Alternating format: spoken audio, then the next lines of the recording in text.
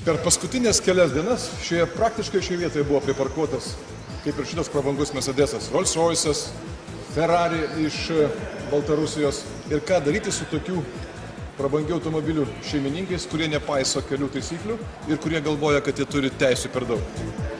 Matyt, tankas yra geriausia priemonė.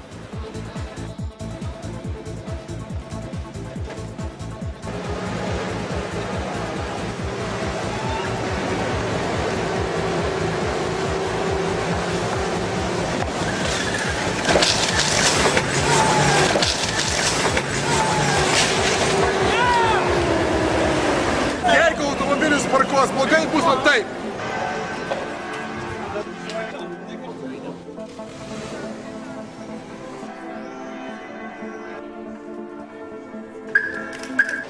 Sveiki, kitą kartą laikykitės kelių taisyklių. Pasistengsiu.